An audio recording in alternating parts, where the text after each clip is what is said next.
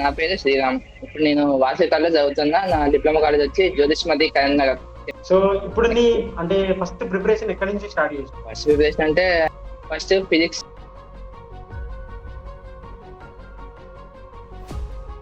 Chemistry అంటే only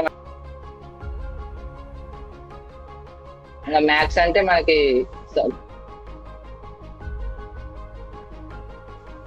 okay. Physics లో కొన్ని క్వశ్చన్స్ వదిలేసాను. అంటే ఈ ప్రిపరేషన్ డైలీ ప్రిపేర్ అవుతున్నావు కదా! ప్రిపరేషన్ ఈ డేని ఎట్లా ప్లాన్ చేసుకునేది? అంటే అందరూ ఏమంటున్నారంటే previous years questions mark test రాయాలి. అవి చాలా ఇంపార్టెంట్ అంటారు.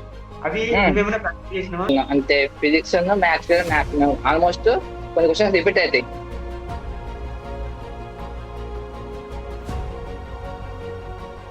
ఏమైపోతుందంటే ఫస్ట్ ఇప్పుడు ఇవన్నీ కాదు.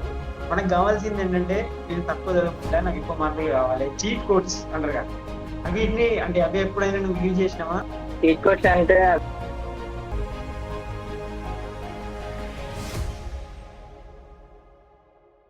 నా పేరు శ్రీరామ్. ఇప్పుడు నేను వాసవి కాలేజ్ చదువుతున్నా. నా డిప్లొమా కాలేజ్ వచ్చి జ్యోతిష్మతి కరీంనగర్ తిమ్మపూర్ అనే లొకేషన్ అక్కడ ఉంది. నా బ్రాంచ్ ర్యాంక్ వచ్చి 40. ఇంటిగ్రేటెడ్ లెస్ దాన్ 1000 వచ్చింది కాబట్టి ఫ్రీ స్కాలర్‌షిప్. అరే నీది ఈ మ్యాథ్స్ లో ఎక్కువ వచ్చినాయి, దేంట్లో ఎక్కువ వచ్చినాయి నీకు? నాకు అన్నిట్లో ఈక్వల్ వచ్చాయి మ్యాక్సిమం. అంటే ఎట్లా అంటే మ్యాథ్స్ లా 30, 30+ వచ్చినాయి మ్యాథ్స్ లో. ఫిజిక్స్ అంతే, ఫిజిక్స్ లా 23, 22 వచ్చినాయి. కెమిస్ట్రీ కూడా అంతే 20+19 20 చేంజ్ వచ్చినాయి. ఎగ్జాక్ట్ నెంబర్ గుర్తులేదు. గోల్ లా 60 వచ్చినాయి. అంటే రెండు బ్యాలెన్స్ వచ్చింది నాకు 60, 60, 120. టోటల్ నాకు 118 మార్క్స్ వచ్చినాయి. 118 ఆహా, ఓకే ఓకే, కరెక్ట్ కరెక్ట్. 118 వచ్చినాయి నాకు. అంటే ఈక్వల్ వచ్చినాయి రెండు. 56, 80 అంత చేంజ్ వచ్చినాయి. ఈక్వల్ వచ్చినాయి రెండు నాకు 60 కల్లా. సో రెండు బ్యాలెన్స్ అయ్యి 118 వచ్చినాయి కదా. ఎగ్జాక్ట్ 118 ఇక్కడ అయినా వచ్చి.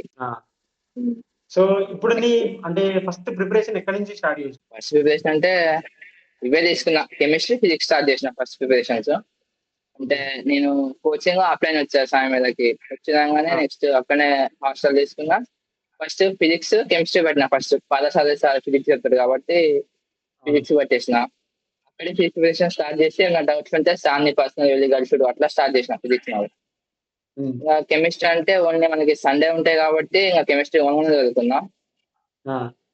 అంటే ఫిజిక్స్ అంటే చాలా ఉంటది కదా, వీక్ డేస్ వల్ల మండేస్ అట్లా రావాల్సి వస్తుంది కాబట్టి ఏమైనా డౌట్స్ ఉంటే ఎలక్ట్రికల్ గా సార్ తో క్లారిఫై చేసుకున్నా పర్సనల్ పోయి. మిగతా యాక్స్ కూడా నడిచినాయి. ఇంకా మ్యాథ్స్ అంటే మనకి కొన్ని అది కూడా ఓన్గా చదువుకున్నా మ్యాథ్స్ కూడా ఆల్మోస్ట్. ఫిజిక్స్, కెమిస్ట్రీ ప్రిపరేషన్ అయిపోయిన తర్వాత core, solid mechanics, fluid mechanics start చేసిన చిన్నగా. తర్వాత ప్యారల్ గా మ్యాథ్స్ కూడా చూసుకున్నాం. అంటే డిఫరెన్షియేషన్స్, పార్షల్ ఇంటిగ్రేషన్స్. అంటే పోయినసారి పేపర్ లో ఏం వచ్చినాయో అవి ప్రిపేర్ చేసుకున్నా ఫస్ట్. అంటే ల్యాబ్ క్లాస్, డిఫరెన్షియల్ ఈక్వేషన్స్ అట్లా ప్రిపేర్ అయినా మెయిన్ టాపిక్స్.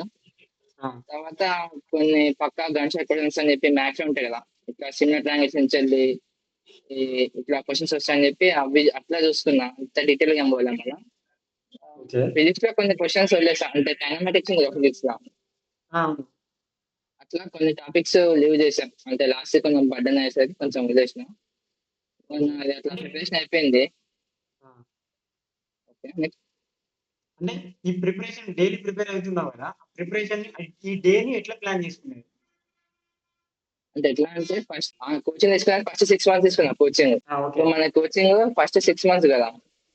ఫస్ట్ 6 మంత్స్ సాయంత్రం అయిపోయింది. తర్వాత కాలేజ్కి వచ్చిన తర్వాత నేను రూమ్ లో ఉంటా అట్లా అని అదొక అటెండెన్స్ అడ్వాంటేజ్ అయిపోయింది. ఫ్రెండ్స్ తో వేయించడం అట్లా అడ్వాంటేజ్ అయిపోతే నేను రూమ్ లో ఉండి ప్రిపరేషన్ స్టార్ట్ అయిపోయింది అట్లా నాది. ఇట్లా ఫస్ట్ కోర్స్ స్టార్ట్ చేసిన. రూమ్ కి వెళ్ళినమాట కోర్స్ స్టార్ట్ చేసిన. ఫిజిక్స్, కెమిస్ట్రీ స్టార్ట్ చేసిన. మ్యాథ్స్ పక్కకు పెట్టిన. ఒక 3 మంత్స్ పక్కకు పెట్టిన మ్యాథ్స్. తర్వాత మనకి సామ్యలో టెస్ట్ స్టార్ట్ అవుతాయి కదా, టెస్ట్ స్టార్ట్ అవుతాయి కదా ఒక 2 months back, 3 months back exam కి. ఆ టెస్ట్ స్టార్ట్ కావడంతోనే ఇంకా మ్యాథ్స్, ఫిజిక్స్, కెమిస్ట్రీ ప్యారల్ గా 3 వెళ్ళిపోయినాయి. ఇంకా వెళ్ళిపోతేనే కోల్ అంటే మనకి డిప్లొమా ఉంది కాబట్టి కొంచెం చూసుకున్నా కోల్ మ్యానుఫ్యాక్చరింగ్ అని లేకపోతే మన ప్రొడక్షన్ టెక్నాలజీ అని చెప్పి అట్లా వెళ్ళిపోయినాయి. ఏమైనా డౌట్స్ ఉంటే నేను క్లాస్ డిప్లొమా సార్ ఉంటారు కదా వాళ్ళతో కూడా కొంచెం క్లారిఫై చేసుకున్నాం. అంటే కొంచెం క్లోజ్ ఉంటే పర్సనల్ గా అడగచ్చు అట్లా సార్ అట్లా కోచింగ్ తీసుకుంటున్నాను చెప్తే సార్ కొంచెం హెల్ప్ చేశాడు. అట్లా నాది అట్లా పాజిబుల్ అయింది. ఇంకా ఎగ్జామ్ అయిపోయిందంటే ఇంకా ఇంటికి వచ్చి మళ్ళీ స్టడీ స్టార్ట్ అయింది మనకి. ఓకే. ఈ ప్రిపరేషన్ స్టడీ ఓకే. ఇప్పుడు అంటే మన మెకానికల్‌లో మోస్ట్ ఇంపార్టెంట్ హ్మ్. సబ్జెక్ట్స్‌ని అంటే నువ్వెట్లా చదువుతున్నావు? అంటే ప్రాబ్లమాటిక్స్ ఉంటవి, థియరీ పార్ట్ ఉంటది. ఆ రెండిట్లో నువ్వేం చూజ్ చేసుకొని ప్లే చేసినావు ఈ స్ట్రాటజీ? అంటే ఫస్ట్ థియరీ పార్ట్ కంప్లీట్ చేసుకుంటే పారామెట్రిక్‌లో క్వెషన్ ఫ్రేమింగ్ అర్థమైతది మనకి. అంటే ఎట్లా అంటే ఇప్పుడు సాలిడ్ మెకానిక్స్ తీసుకున్నాం అనుకో, థియరీ కంప్లీట్ చేసినామంటే ఎక్కడ స్ట్రెస్ ఎట్లా పడుతున్నాయని చెప్పి నీకు పారామెట్రిక్‌లో అర్థమైపోతది. సింపుల్ హ్మ్. సపోర్టర్‌లా ఫ్రీ ఎండ్ కాడ నెక్స్ట్ క్యాంటిలివర్‌లో ఫ్రీ ఎండ్ అని చెప్పి అట్లా ఉంటాయి కదా సంథింగ్ అట్లా న్యూమెరికల్స్. అట్లా ఎళ్ళిపోయాను. ఫస్ట్ థియరీ కంప్లీట్ చేసుకున్నాను నేను ఫస్ట్. ఓకే. అంటే ఓకే. ఏమంటారు ప్రాబ్లమాటిక్స్ అనుకో, హాఫ్ థియరీ అనుకో. ఈ వీటిని ఆ! అంటే ఈ అనాలిసిస్ అనేది చేయాలి. అంటే ఎందులోకెళ్ళి ఎన్ని మార్క్స్ వస్తున్నాయి? ఎందులోకెళ్ళి ఆ! ఎక్కువ మార్క్స్ వస్తున్నాయి? చాప్టర్ వైస్ మార్క్స్ ఏమన్నా ఎక్కువ వస్తున్నాయా? వాటినే ప్రిపేర్ అవ్వాలా? లేదంటే అన్ని ఏదో రాండమ్‌గా ప్రిపేర్ అవ్వాలా? ర్యాండమ్ ప్రిపేర్ అయితే ఏం రావనుకో మొత్తం మర్చిపోతాం మొత్తం. బల్కీగా అయిపోతది లాస్ట్ వరకు.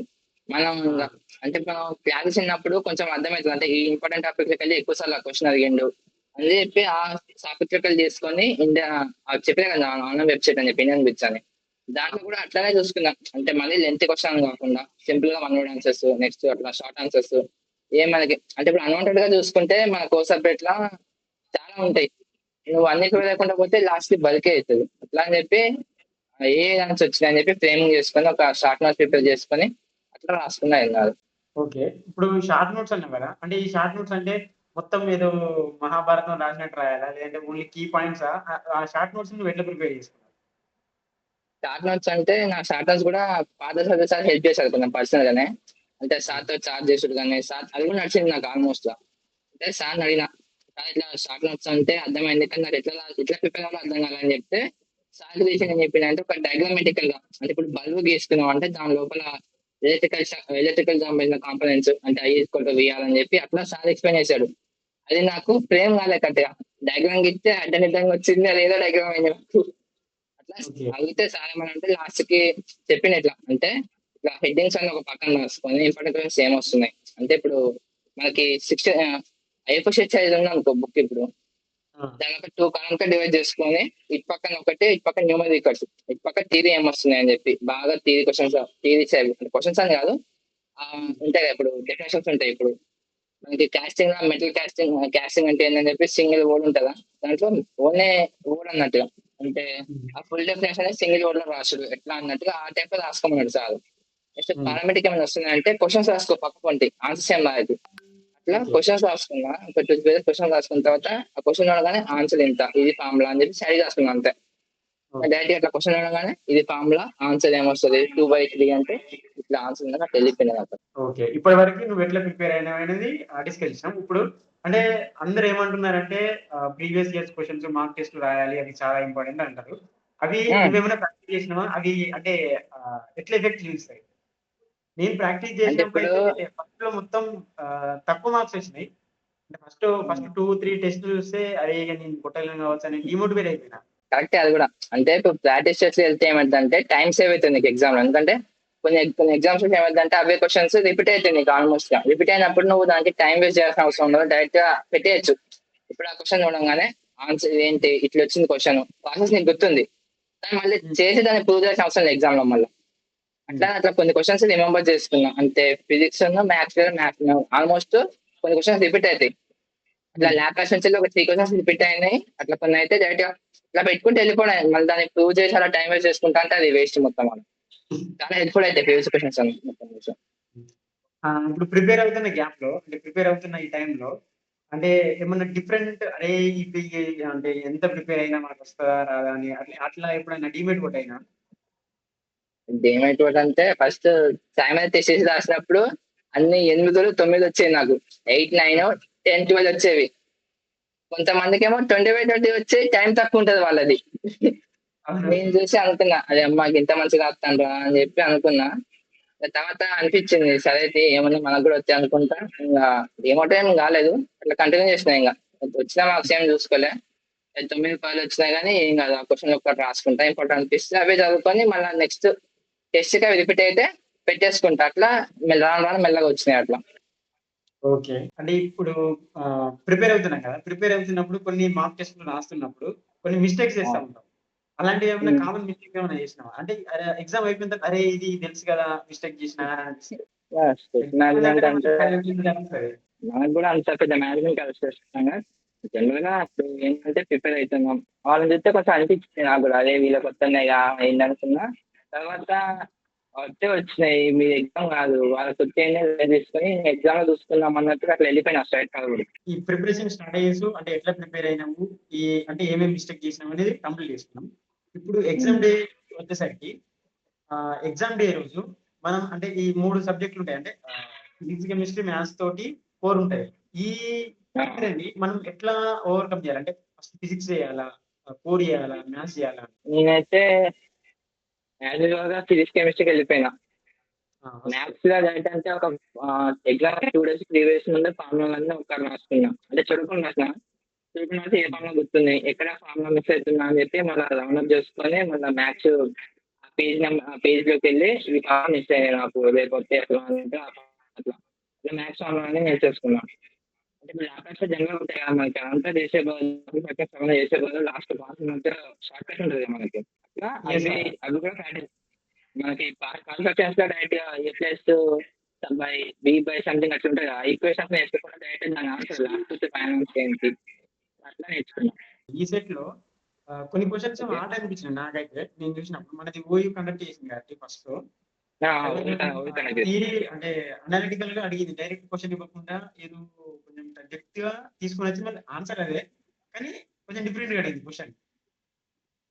క్వశ్చన్స్ ఏమో డిఫరెంట్ ఉండొచ్చు కానీ నీకు కాన్సెప్ట్ అర్థమైతే యాజ్ యూజువల్ గా నీ ఫార్మాలిటీస్ వెళ్ళిపోతావు మొత్తం ఆన్సర్ ఏమింగ్ అనేది. ఆ! ఇప్పుడు ఇవన్నీ కాదు. మనకు కావాల్సిందేంటంటే నేను తక్కువ చదువుకుంటా, నాకు ఎక్కువ మార్కులు కావాలి. చీట్ కోడ్స్ అంటారు కదా! అవిటిని అంటే అవి ఎప్పుడైనా నువ్వు యూజ్ చేసినావా? వీటిని ఎట్లా యూజ్ చేయాలి?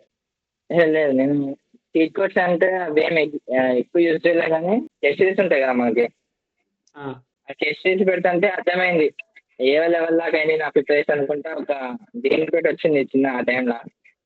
ఆ! అంటే ఇప్పుడు టెస్ట్ పెడితే 200 మార్క్స్ కి నాకు ఆల్మోస్ట్ 90 క్లాస్ పెట్టలేదు ఫస్ట్. అదే 90 నుంచి 90 మధ్యలో వస్తానే 100 క్లాస్ రావట్లే. నేనేమో ఈ సెట్లో మెయిన్ ఎగ్జామ్ లో 150 క్లాస్ కావాలంటే టార్గెట్ పెట్టుకున్నాం. అంటే ఇప్పుడు 150 వస్తేనే బెస్ట్ కాలేజ్ వస్తుంది, ఆ కాలేజ్ ఫీజు మనం కట్టుకోగలం అని చెప్పి ఉంటాయి కదా కొంచెం.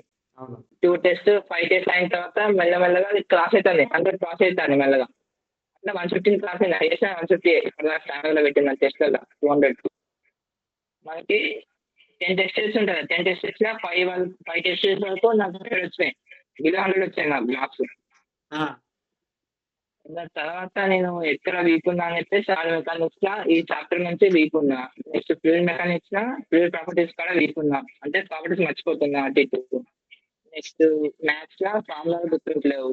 అట్లా అని చెప్పి మళ్ళీ అవి రివిజ్ చేసుకుంటా అట్లా అయిపోయింది నాకు. తర్వాత 6 నుంచి అబ్జర్వ్ చేస్తాను ఏమైందంటే 112 అంతే. 112 వచ్చినాయి, 3 112 వచ్చినాయి. నెక్స్ట్ ఏమో 150, అంటే 12 వరకు చదువుకున్నాం. 5కి ఇక్కడ బస్సు ఉంది, 5కి ఎక్కుదాం, 3 గంటలు 4 గంటలు పండుకుందాం అన్నా. ఇంకా అయితలేదు, చాలా నాకు భయం వచ్చింది. సరే అని చెప్పి ఇంకా మిగులుతూనే ఉండే ఫిజిక్స్ ఫిజిక్స్ అని చెప్పి ఫిజిక్స్ పట్టుకున్నా. ఎలక్ట్రికల్ సబ్జెక్ట్స్ ఉంటాయా అవే పట్టుకున్నా. మనకి లాస్ట్ 12 చాప్టర్ 11 చాప్టర్ ఎలక్ట్రోమాగ్నెటిక్ ఉంటుంది మనకి చాప్టర్, అదే పట్టుకున్నా. అమ్మ ఫిజిక్స్ వస్తలేదు నాకు, ఇట్లా స్విచ్ ఆఫ్ లా కొన్ని అవి ఉంటాయి, అవి ఎందుకో మర్చిపోతాను నాకు. ఇక వస్తలేవు అని చెప్పి నైట్ 2 అయింది. 2 అయిన తర్వాత ఇంకా 2 తర్వాత బస్సు ఉంది అనగా ఏమంటుంటా అని చెప్పి ఫ్రెష్ అయ్యి బస్సు ఎక్కేసినాను. నేను డాడీ బస్సు ఎక్కేసినాం, ఎగ్జామ్ సెంటర్కి 8 వరకు వెళ్ళాం. నడిచింది అట్లా. అంటే ఈ ప్రిపరేషన్ అవుతున్న గ్యాప్‌లో అంటే ప్రిపరేషన్ చేస్తున్నప్పుడు ఓన్లీ సాయి మీద బుక్సే ప్రిపేర్ అయినావా? లేదంటే ఈ స్టాండర్డ్ బుక్స్ అని ఉంటాయి కదా! అవి కూడా ప్రిపేర్ అయినావా?